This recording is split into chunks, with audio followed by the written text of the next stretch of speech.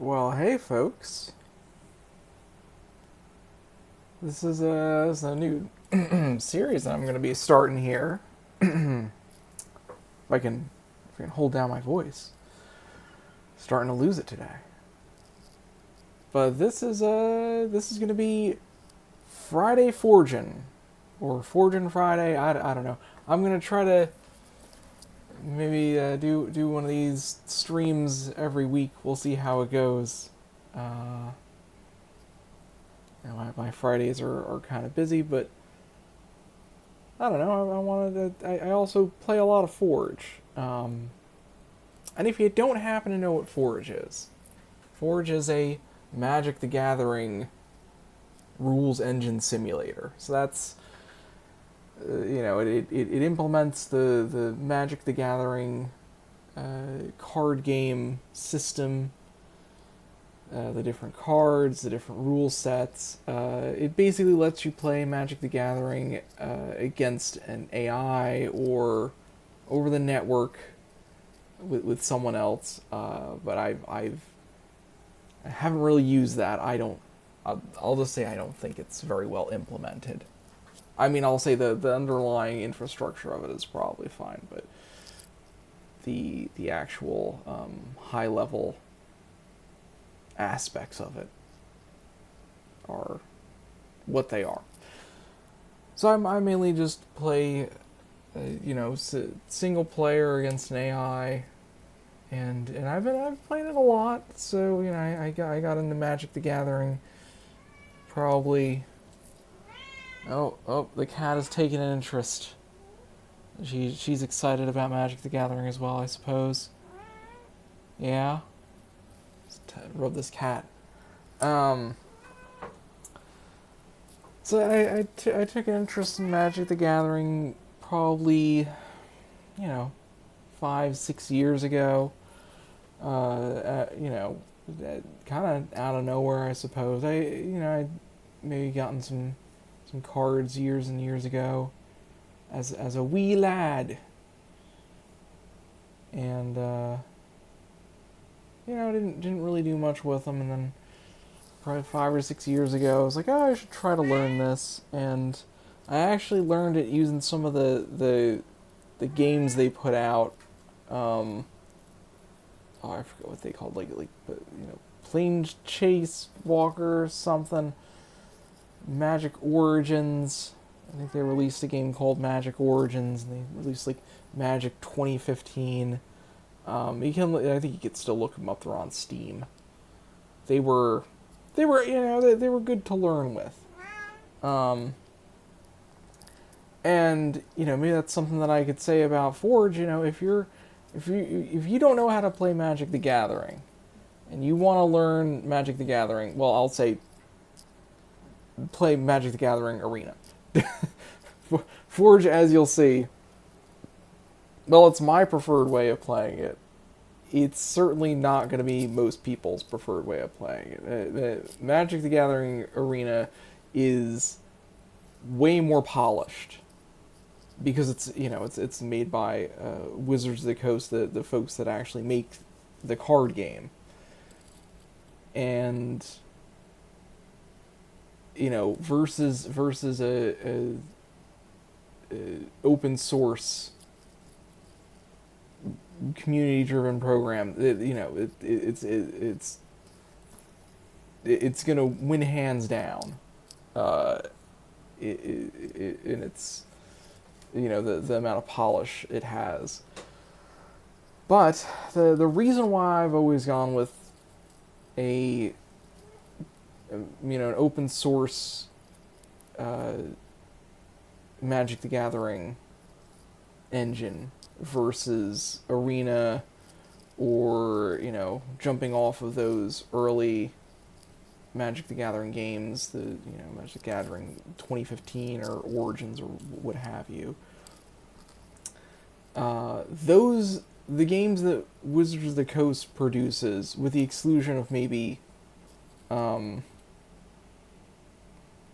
Magic the Gathering Online, uh, which has its own issues. have a limited card set. You don't get to play every card, and especially in Magic the Gathering Arena, it's a little bit pay to win. You can only get the cards you want if you get the you need to open packs, you need to get gems. It's very much a free to play game, which once again, a lot of polish. I think if somebody was starting out with Magic the Gathering, I'd say jump in there. It's a very good place to jump in, is do Magic the Gathering Arena. But if you want to have your own decks, if you want to build with the history of Magic the Gathering cards, if you want to, take cards from, way back in the 90s, if you want 90s cards, and you want to build decks with that are, legacy or vintage or even modern, I think, Arena is going to try to get to modern eventually. And they keep building new formats to try. They built so many formats. I don't know. There was Pioneer and Frontier, and one of them I think was a Commander version. I don't know. I've lost track of what they're even doing with that. But I will say, if you're just starting out with Magic the Gathering, you don't want to you want to build with just every card imaginable. I mean, there's still some that aren't implemented.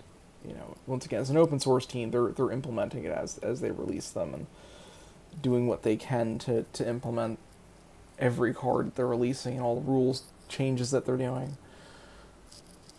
I would say Forge is probably a pretty decent way to get into it.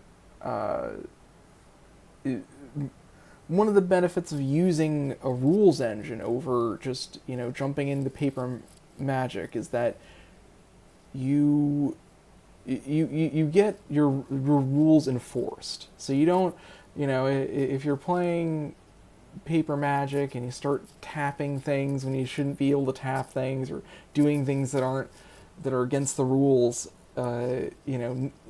it's really your and your opponent's responsibility to know the rules and implement them as they're supposed to be as they're supposed to be implemented. With a rules engine, you're prevented from making any illegal moves. It won't let you, start casting creatures for free when you shouldn't be able to, or doing things you're not allowed to. Which is especially helpful, I've found, as they've released new mechanics. Especially more recently, they've just now this is turning into a bit of a rant about Wizards of the Coast. Every set they're releasing, basically one a month. They implement brand new mechanics. Some of them are, similar to old things like Discover is very similar to Cascade. But sometimes they'll, like Enter the Dungeon or,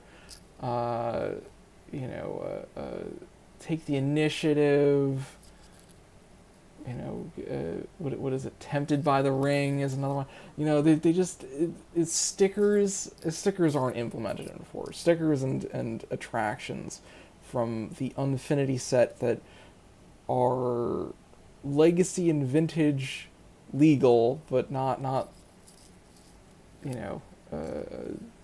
legal and not implemented in I don't even know if they're implemented in Magic the Gathering Online. All these different mechanics that they keep implementing, it's hard to know how they actually interact as the game gets more and more complicated. So maybe that's my pitch for Forge. If you're someone that has played a bit of Magic the Gathering, maybe has gotten into Arena, and or gotten into paper Magic, and have maybe moved beyond novice,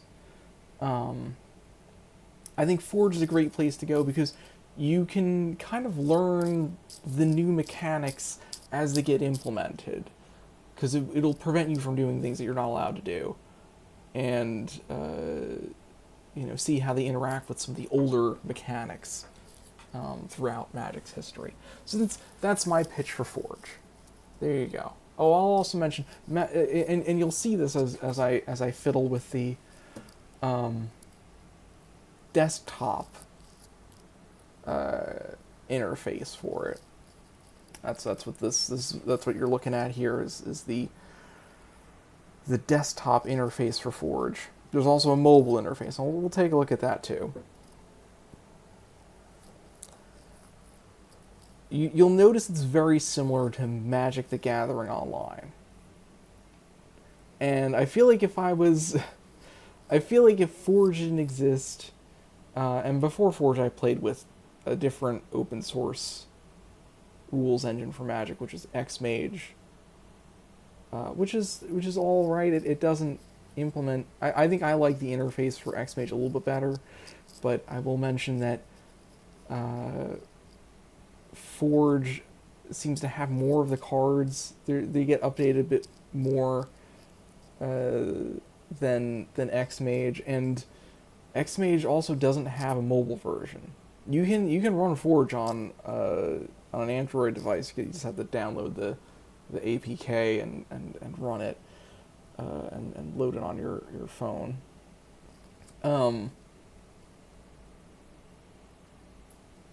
But Magic the Gathering, in a world where these things didn't exist, I might have gravitated towards Magic the Gathering Online, MTGO, I think is how it's written, which it's an old version of I guess it's not really free to play. I think you literally have to spend money to be able to have any cards. But then once you get those cards, if you're good at winning in Magic the Gathering Online, my understanding is if you're good at winning, you win at least 50% of your matches, you can continue to grow your collection and make a net positive. I think the thing that turned me off of it was that even to enter a tournament where you can win prizes to grow your collection, is something you need to do to have cards in that game. You have to pay up front. You have to spend ticks, which is their currency to even play the game. So you have to earn 50% of your matches to actually make it worth it, and not have just lost money. So that turned me off a bit of ever really playing with that. So Forge. That's my long rant. How long did that last? Jeez, oh my goodness, I've been going for 13 minutes just ranting about things, staring at the screen. So, this is the desktop interface for Forge. There's also a mobile interface that you can run on desktop, and I'll show that. There are some reasons you might use that, and I generally use that rather than the desktop version, even though, well, I'll explain why when we get to that. So usually I don't really like their sounds or songs that they play, but I forgot to load up some music to play in the background, so we'll enable music, and hopefully it's not too loud. Hopefully you're still able to hear me over it. Yeah, it's so loud, and when you load the actually gonna lower it in my ears because I don't know why it just belts it out. Oh my goodness, might even lower it a bit more. Oh my god, it's I don't know why they made it so loud. It's great when you accidentally erase your settings on your on the phone version of this, and then you load it up and it just starts belting out. Perhaps on a crowded train, or what have you. It just starts belting out this music. Oh my goodness! I feel like it's not even really obeying. Can I mute it for me? So that I don't know. It's like somehow playing. Maybe I'll just turn down the.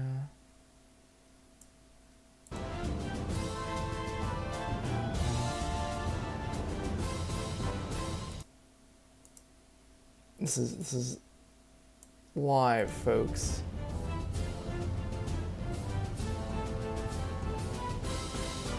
Yeah, I feel like the volume mixer not actually doing its job. Oh, you know, is that? It's on the wrong.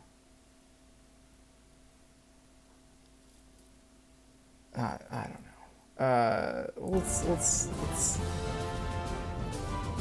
jump into it. This thing's just blasting in my ear. Hopefully it's not blasting in your ear, folks. So the interface here.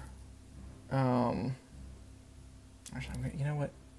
Sorry to keep swapping this on you, folks. We're gonna turn off this music. It's gonna be distracting as I go through this. So the interface here is where you set up, you know, what variants you want.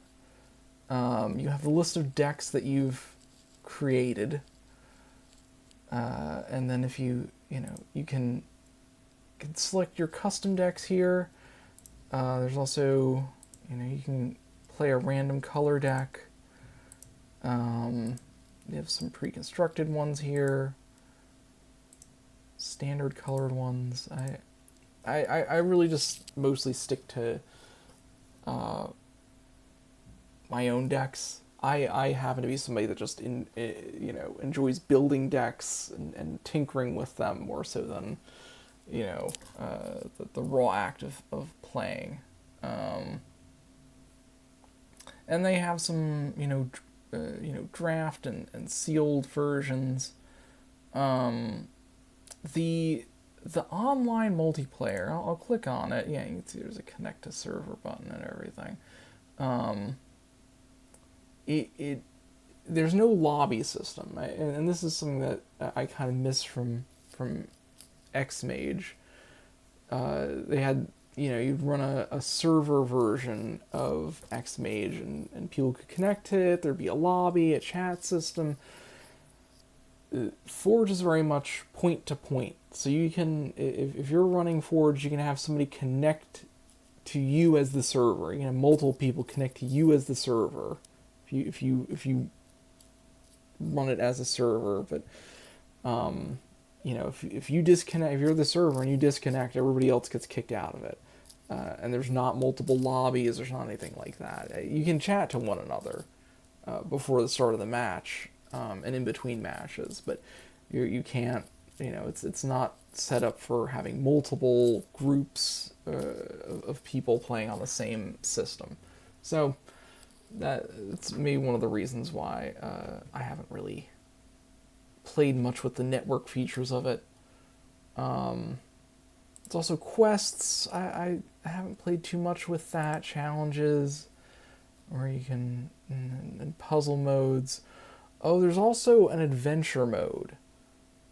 That you have a little. Maybe I'll dive into that at some point. I started playing a bit of adventure, and it reminds me of 80s or 90s era. Like the cats once again taking an interest in Magic the Gathering. It's reminding you, like a 90s era or 80s era, game of you kind of roam around an open map, go to different towns, But once again, one of the things that I enjoy about Magic the Gathering is building my own decks, having the ability to tinker around with them in an unlimited fashion. And the adventure mode is very much, you start out, I think you get like one deck, and then you go through the world and battle people and get more cards and refine your deck. And I don't know, I like have my own deck. It's just how I am. So I do. So you have you can build your own decks in here under the custom user decks. It also supports Commander. I have a few Commander decks in here as well. And so the deck editor. So we'll select. And this is the tricky part about the desktop interface. If you click on a deck, swirl deck here, and you click View Deck, this looks like an interface where you would be able to make changes to the deck. It's not. you can look at the deck. You can, I guess you could sort and group things, and you can only view it here. You can't make changes to it. So, if you want to make changes to it, you have to go to your deck editor. It's the deck editor here. You go over to constructed. These are your decks here. And if you go over here, here's your commander decks.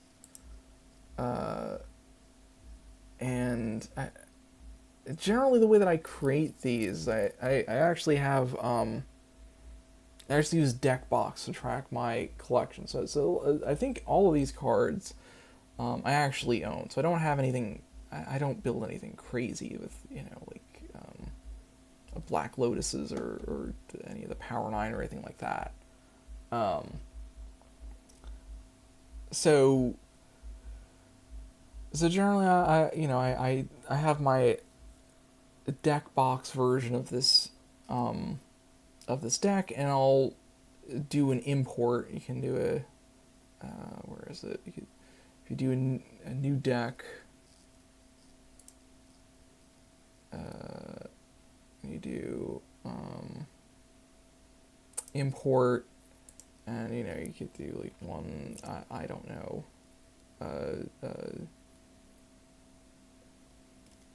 a Black Lotus. And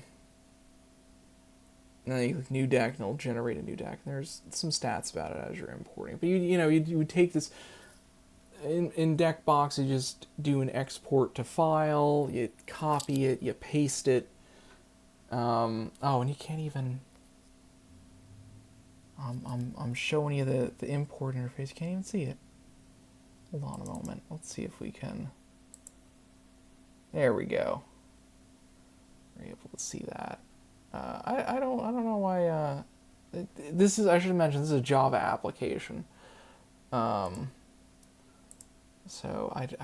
this is not actually a separate window. It's within the Java application. So I was just showing that you type one Moxed Pearl. There you go. It recognizes it. One Black Lotus, and then you click new deck, and it creates the deck, and you name it and everything, and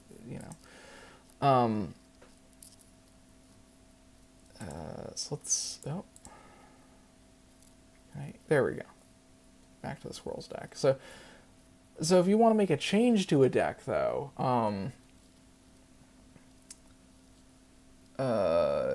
what you would do is you would go over to your deck editor, constructed, select your deck, and then you go to card catalog here. And back to card catalog, even though it's a different tab. You probably could have organized this a bit better. And then different Arbor Elf. I have a bunch of Arbor Elves in here already.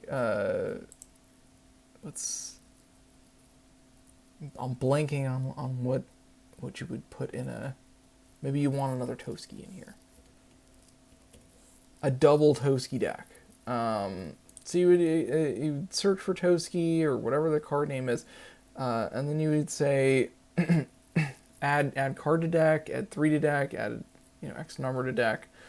We'll add another Toski, making this a 61 card deck. And you can see it's now added it here. I don't actually want 2 Toskis though, so we'll remove a Toski. One of the things that I was a little bit disappointed about coming from X-Mage. X-Mage lets you have an unlimited number of sideboard cards. They don't really restrict your sideboard, whereas Forge does restrict it. I think it's 15 cards, but I would always put more of a maybe board than a sideboard. Cards that might go in a deck, and that's kind of how I organize my physical collection. So coming into Forge, I was like, okay, well, I can't really have the maybe board anymore. So I think I might have, if I go to the sideboard, I think, yeah, these are these are a couple of cards that I took out of the deck and put in the Essence Wardens here. So that's that's kind of the way that you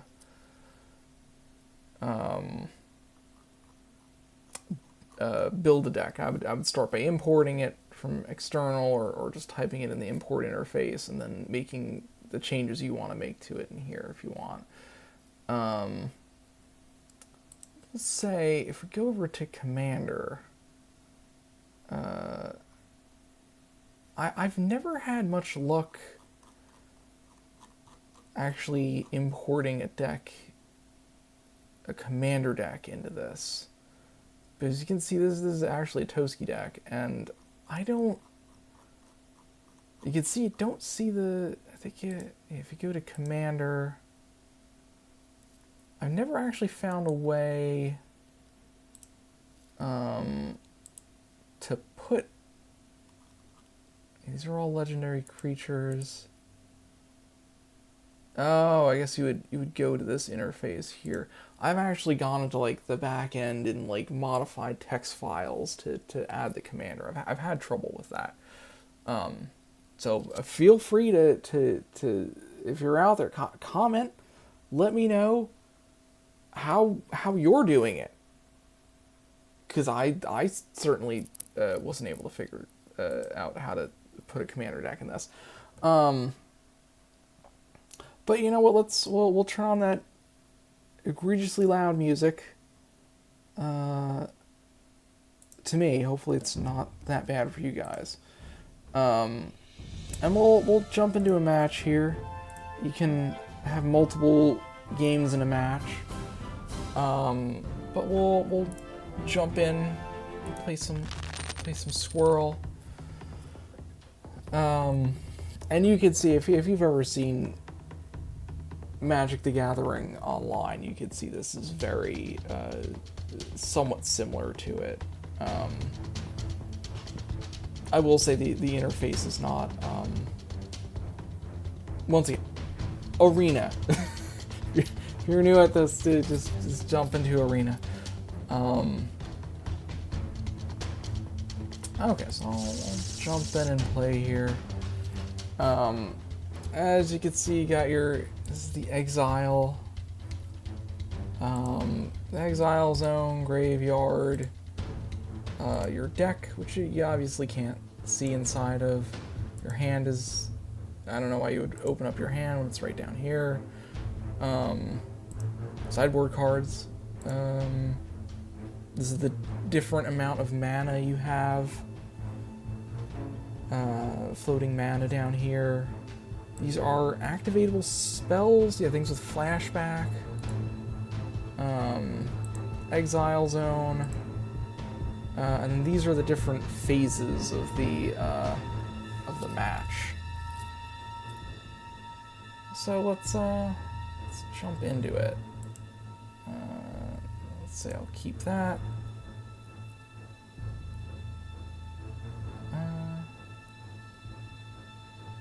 No, I should also mention you're able to, you know, if you wanna stop on any of these phases, you just click on it, it turns green, and it'll give you priority during that phase.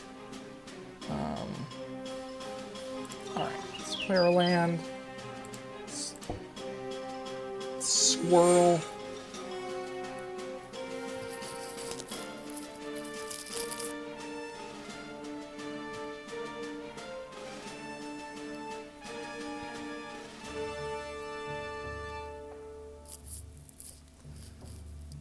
And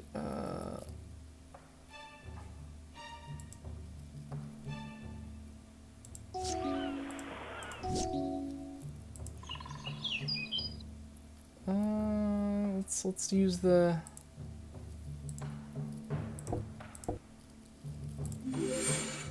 that to get out another swirl. Of course, you can Alpha Strike, which is send everybody there. Have all of them attack.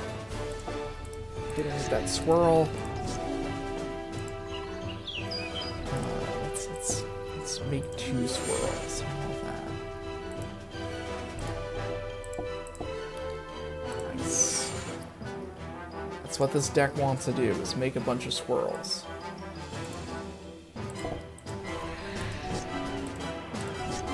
I don't know what this person's doing, but we're about to get overrun by many swirls. Beastmaster Ascension. Yeah, let's go Beastmaster Ascension. Oh, you know what? I should. This thing has Forest Walk, doesn't it? Should have played it. Oh well. Squirrels. And then yeah, when there's a trigger, you can kind of order them, but this is all the same thing. So we're just gonna, yep. There we go.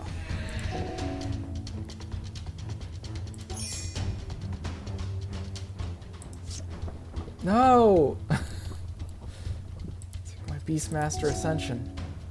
Oh, terrible. You know what, then let's just Swirl Mob. It's an interesting sound effect. Like I said, I usually don't play with the sound.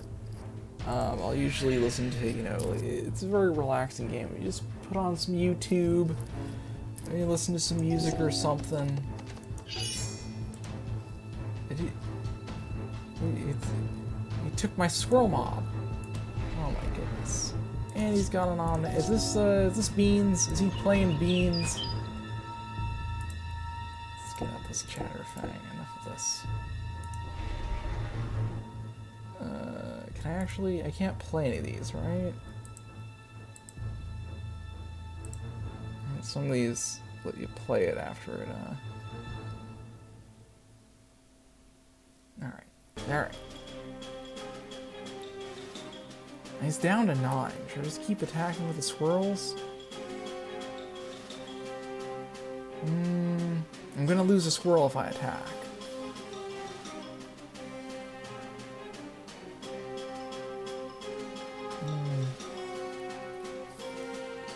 You know what? Let's go for it.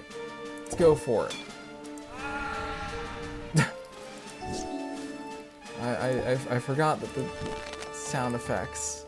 Oh, that's right, he has life gain too. Alright. Oh, he's got another he's got both Omnaths. Oh boy, so this is 5. Oh yeah, let's just... Well, I'm certainly gonna do this. Some green. I guess I could put black and try to use this ability. What did I thought I did that in reverse, but okay. Oh yeah, you know what? We're gonna get double swirls. This guy's gonna give us double swirls. Oh yeah, that's a nice amount of swirl. Oh, that's right. I can just attack because I have Forest Walk. Yeah, I think we'll just do that. Oh. Now I gotta get rid of this. What does this one do? I think we gotta get rid of the small Omnath, or the big Omnath. It's like all my squirrels. It's worth it though. Get rid of that big Omnath. He's gaining life with the Oh. It's like, oh jeez. Oh, he's. This is an embarrassing. Doing embarrassing at this. But I got this forest walk, dude. He's got a forest. Oh, how is he gaining life? How did he even gain life there?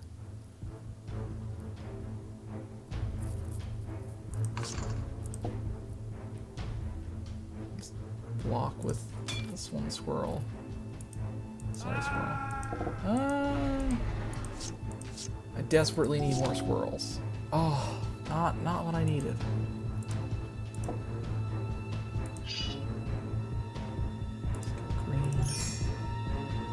This deck is meant to make squirrels, and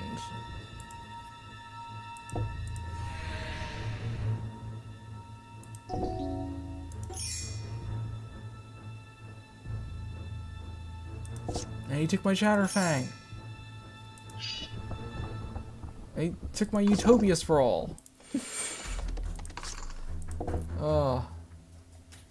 I mean, I gotta...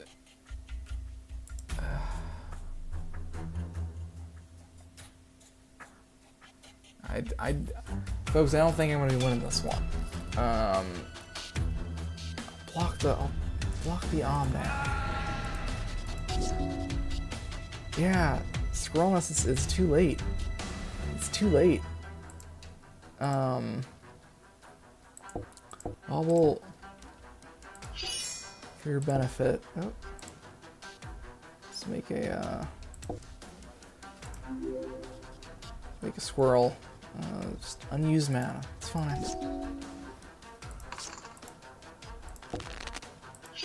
Oh boy. He destroyed my squirrel. Yeah. Unsurprising. But here's the unfortunate thing. This is why I'll show it in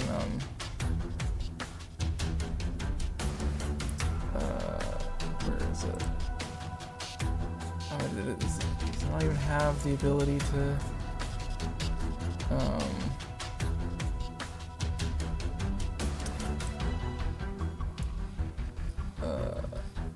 yes, it doesn't even let you interact with it anymore after you get to this state.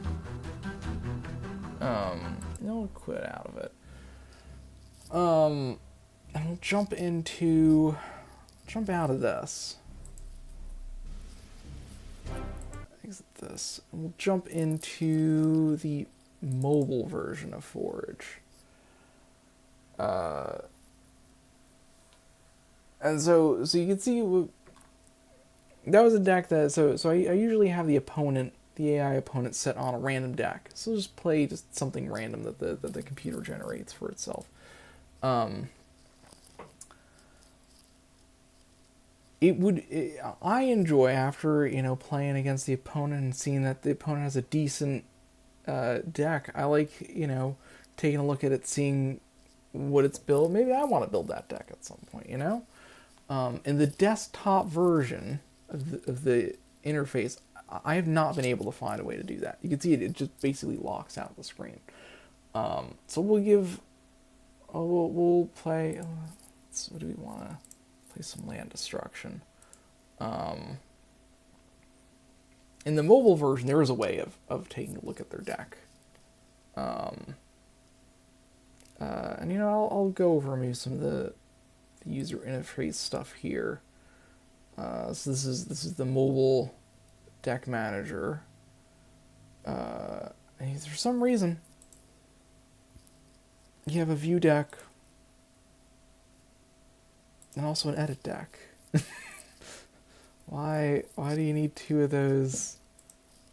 You can when you're editing the deck, you can see the deck. So I don't know why there's two different buttons for that. Be that as it may, we'll jump into we'll do infect. That's generally pretty quick. Maybe in in another video I'll maybe go through some of these decks and how they play. But this, or today I just wanted to kind of show off Forge and how it plays. Did I turn off music for this thing too? Let me save my ears from it. Where's the Oh, you can actually adjust the volume. That's maybe.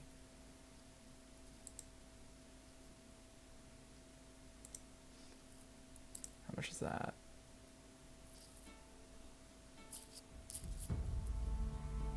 More reasonable. To me, what I'm hearing is more reasonable. We'll leave it at that.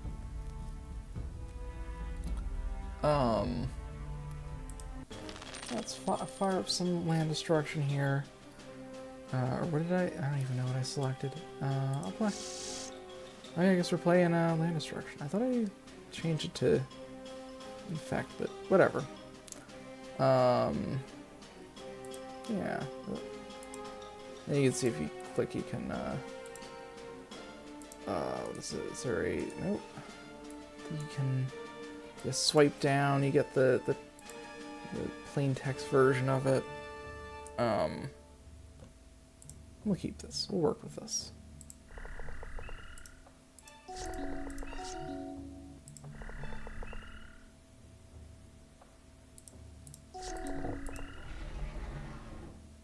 Oh no, oh no. Oh. He is also playing swamps, so I can't use these choking sands. Alright. Just block it with these. I have to say, I've seen it, yeah, I've seen it play this card before. It's not a very good card against at least the decks that I play. Because you get 2 Centaur tokens that have protection from black. And if you're playing all black deck, that seems like...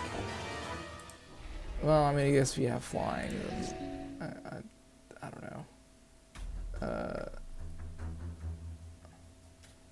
Let's think what we'll do. We won't go on land destruction. Just play that. Play this. Then, if things go according to plan,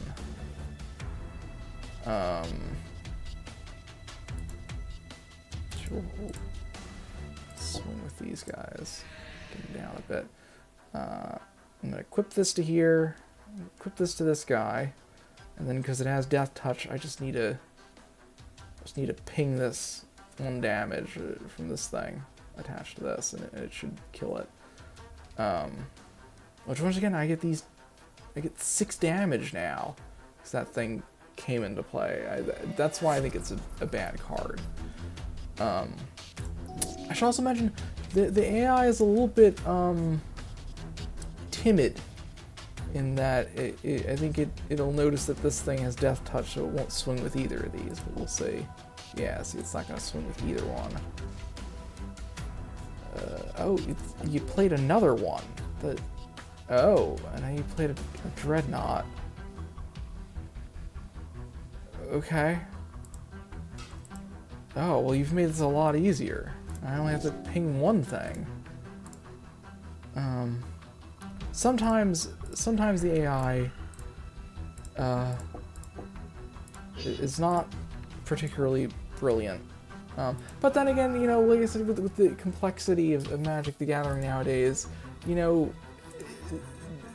normal people will make those mistakes too.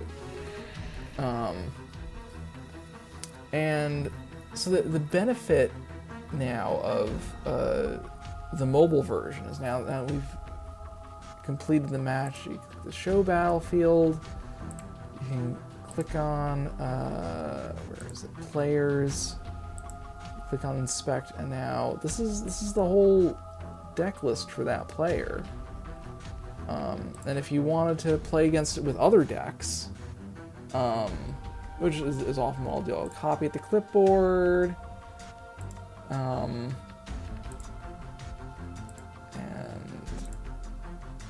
quit out the match, and then you just go to deck manager, new deck, import from clipboard, and you got yourself that deck to play against later. Alright. Well, that's a decent overview of Forge, and like I said, I'm hoping to make this a regular thing of me every Friday. I don't know when during the day I'll find time for it, but I'll try to, get on and play some Forge, because I play it all the time on my phone, as my wife can probably attest to. Yeah, hoping to maybe make this a regular thing. And thanks for joining me. All right. Well, until next time, adios.